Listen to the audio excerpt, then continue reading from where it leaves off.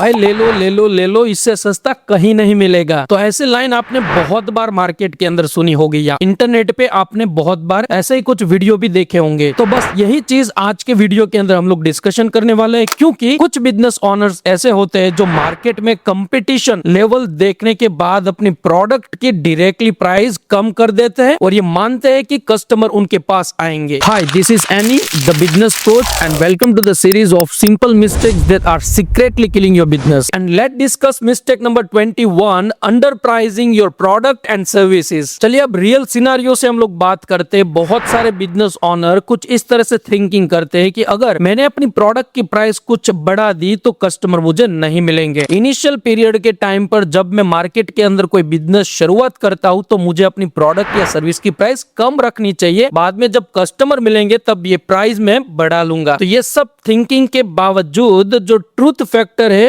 वो अगर आप सुनेंगे तो आप शायद सरप्राइज होंगे और शॉक भी होंगे। तो चलिए हम लोग बात करते हैं ट्रूथ फैक्टर के बारे में। जब कोई भी बिजनेस ओनर ये सोचता है कि प्राइस कम करने से कस्टमर उनको मिलेंगे तो प्राइमरी फोकस उनका प्राइस वैल्यू बेस्ड कस्टमर पे चला जाता है, ना ही कि वैल्यू बेस्ड कस्टमर पर। अब यहाँ पे क्लियर डिफरेंस ये है कि जब आप थिंक करेंगे कि पहले कस्टमर ले लूं उसके बाद प्राइस बढ़ाऊंगा, तो ऑलरेडी आपके पास जो भी चिप प्राइस पर कस्टमर मिलते हैं वो आपकी प्राइस को देख के मिलते हैं। जब आप प्राइस बढ़ाएंगे तो डेफिनेटली कस्टमर भी आपसे दूर हो जाएंगे और फिर से वो मार्केट में आपके ही कंपेटिटिव जो ऑलरेडी लेस प्राइस पे सेल कर रहे हैं उनके पास वो चले जाएंगे। तो ये थिंकिंग पूरा गलत होगा और इसीलिए मैं सभी बिजनेस ओनर को एक ही चीज शेयर करता हूं, कभी भी आप अपनी प्रोडक्ट या सर्विस को प्राइस के साथ कंपेयर मत कीजिए। आपको हमेशा वहां पे फोकस करना चाहिए आप उनको क्या डिलीवर करेंगे, आप क्या उनको वैल्यू एडेड सर्विस देंगे। जब आप कोई भी चीज अच्छी देंगे, वैल्यू एडेड सर्विस देंगे, तो प्राइस कस्टमर पे करता ही है, क्योंकि कस्टमर को अच्छी सर्विस और प्रोडक्ट चाहिए, ना ही कि चीप प्राइस पे चीप प्रोडक्ट। तो है ना ये अमेजिंग कंटेंट। तो बस ऐसा ही कुछ बिजनेस के टिप्स के लिए और वीडियो के लिए और इस भीड़ में मैं खो न जाऊं इसलिए मुझे आप यूट्यूब पे सब्सक्राइब कर दीजिए और इनके शॉर्ट वीडियो देखने के लिए आप मुझे इंस्टाग्राम पे फॉलो भी कर दीजिए। तो चलिए अब हम लोग क्विक सेल्फ चेक करते हैं कि क्या हम भी कुछ ऐसे ही थिंकिंग करते हैं जहां पे हम लोग वैल्यू देते हैं प्राइस को, ना ही कि सर्विस को। तो फर्स्ट क्वेश्चन आपको आपकी सेल्फ से पूछना है कि क्या आप मार्केट के अंदर जब कोई प्रोडक्ट और सर्विस सेल करते हैं तो क्या मार्केट प्राइस पर या तो मार्केट के अंदर जो भी कुछ सर्विसेज आपके रिलेटेड सेल हो रही है वो चेक करने के बाद आप कुछ सेल करते हो और प्राइस सेट करते हो, या तो आप डायरेक्टली मार्केट में जो भी कंपेटिटर है उनके कम प्राइस पर आप अपनी सर्विसेज और प्रोडक्ट सेल करते हो। सेकंड क्वेश्चन करना है कि क्या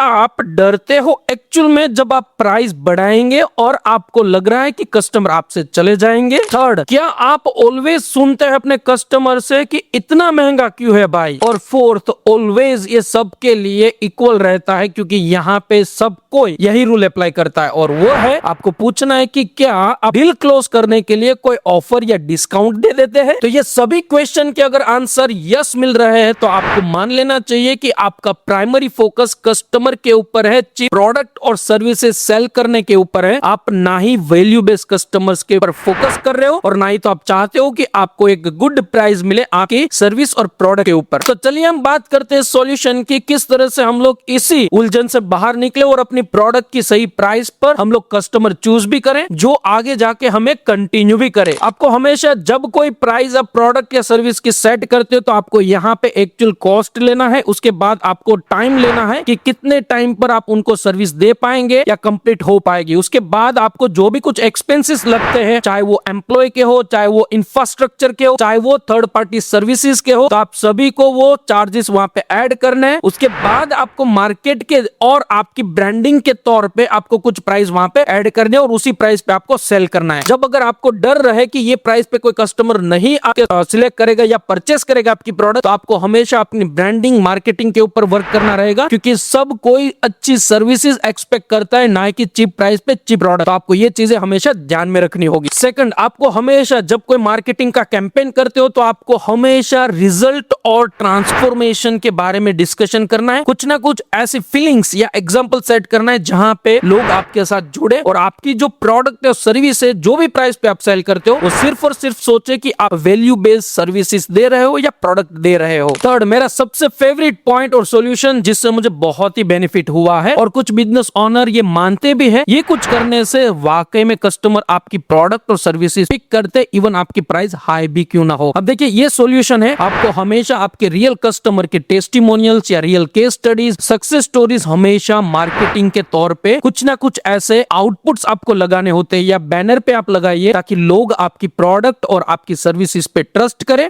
और इजीली आपके साथ कनेक्ट हो सके। फोर्थ, अगर आप कोई सर्विस इंडस्ट्री से है तो आपको प्राइमरी फोकस करना है कि आपको कस्टमर के प्रॉब्लम के सॉल्यूशन से ऊपर वर्क करना है, ना कि उनके प्राइस सेटर पे। तो जब आप कोई भी कस्टमर के प्रॉब्लम सॉल्व करेंगे तो definitely they choose your services for resolving their problems and issues. अब यहाँ पे प्राइस आपको ग्रेजुअली इंक्रीज करनी है। जब आपको लगे कि मार्केट के अंदर कुछ प्लस हो रहा है, आपके चार्जेस कुछ प्लस हो रहे हैं, तो आपको भी अकॉर्डिंग टू परसेंटेज प्राइस के अंदर ऐड करने हैं। लेकिन कस्टमर को आप जब भी कोई प्रोडक्ट सेल करें तो ये बोल भी सकते हो कि शायद नेक्स्ट साल के लिए 5% या 10% प्राइस के अंदर इंक्रीमेंट होगा। अगर आप चाहे तो इसी प्राइस पर आप अभी 2 साल या 3 साल के लिए सर्विसेज बुक कर सकते हो। तो इससे बेनिफिट ये होगा कि कस्टमर आपकी 2 या 3 साल की सर्विसेज एक ही टाइम पे परचेस करेगा और वो पेमेंट आपको कर भी देगा, क्योंकि उनको थोड़ा कुछ फियर है कि आपकी प्राइस अगर बढ़ गई तो उनको वो अपडेटेड प्राइस पर आपकी सर्विसेज लेनी पड़ेगी। और last solution but not the लेस्ट solution, आपका प्राइमरी फोकस होना चाहिए वैल्यू बेस्ड कस्टमर के ऊपर, ना कि चिप प्राइस पे जो भी कुछ फाइंड करते हैं उनके ऊपर। क्योंकि जो चिप प्राइस पे कोई भी सर्विसेज एक्सपेक्ट करते हो तो शायद हो सकता है वो कभी भी आपको खुश नहीं करेंगे, क्योंकि उनकी बहुत सारी कंप्लेन होती है और वो चाहते हैं बहुत लेस प्राइस पे बहुत कुछ। तो